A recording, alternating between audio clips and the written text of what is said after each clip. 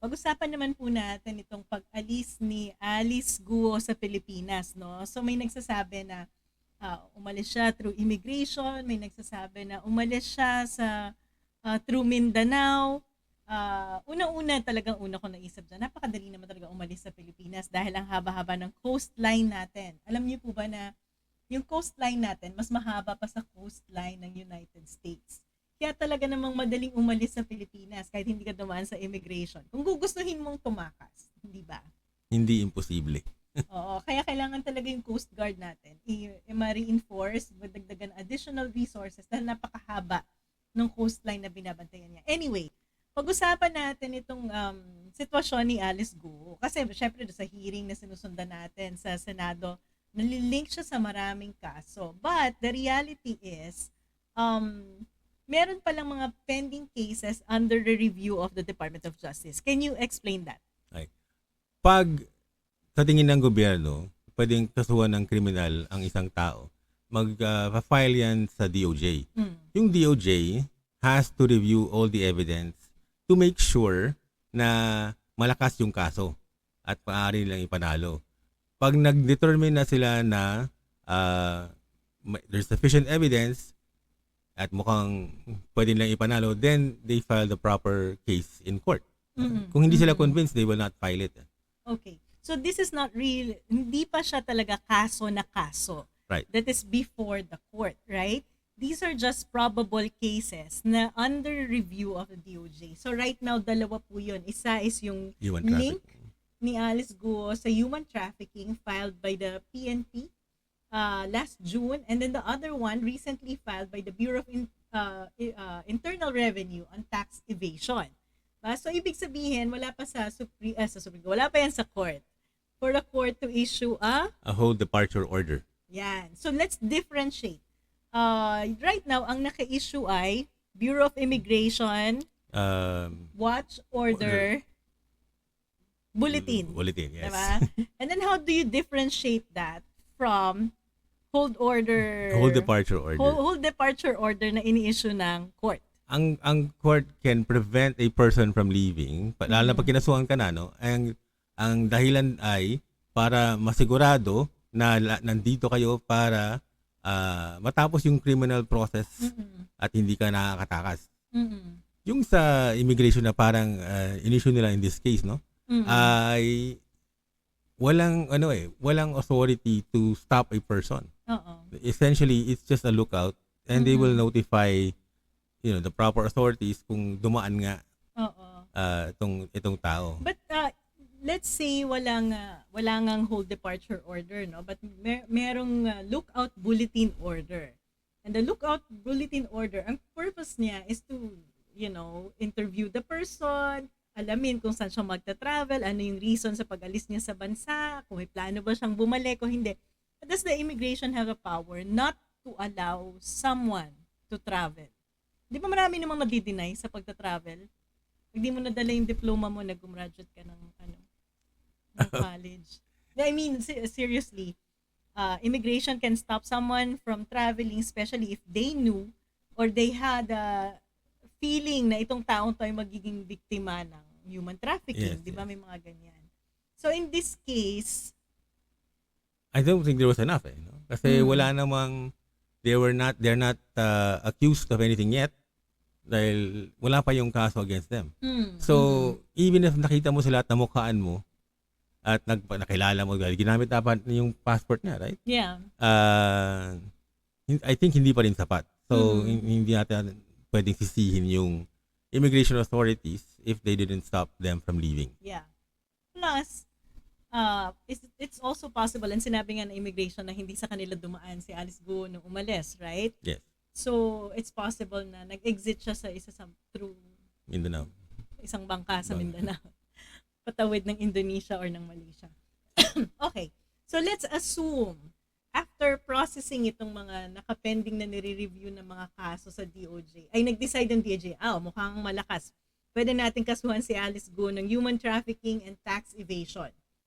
Kaso, nasa ibang bansa na siya. So, what are our remedies?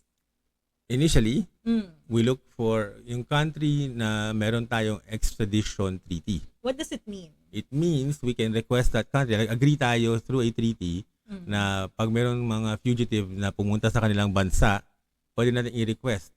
There's a process where they will arrest that person and then return Yeah. sa atin kung valid yung ating kaso. So right now, sa listahan natin, we have around 14 Countries. countries with which we have extradition treaties. So kung wala namang extradition treaty, ano pa yung ibang treaty na maaaring i-invoke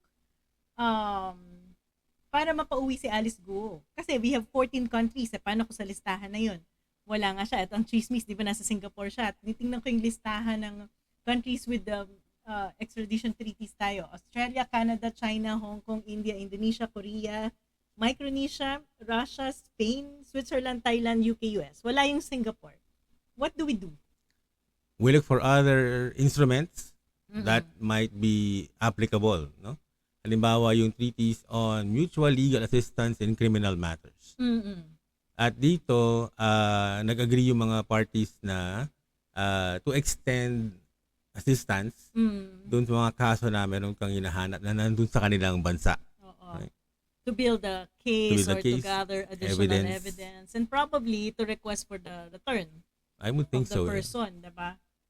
Ayan. So dito naman, parang may malaking overlap din between countries where we have extradition treaties and countries that agreed to give us legal assistance through the Mutual Legal Assistance Treaty.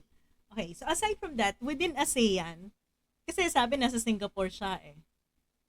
Meron ding yung concept ng reciprocity where we can, kumbaga parang negotiate na to request the return of, let's say, in this case, si Guo, with a promise to extend the same courtesy in the future when they require similar assistance. So parang pag pinakopya kita ngayon, sa susunod, ikaw naman mangungopya sa akin. Okay, hindi magandang example. Wag po kayo magpapakopya.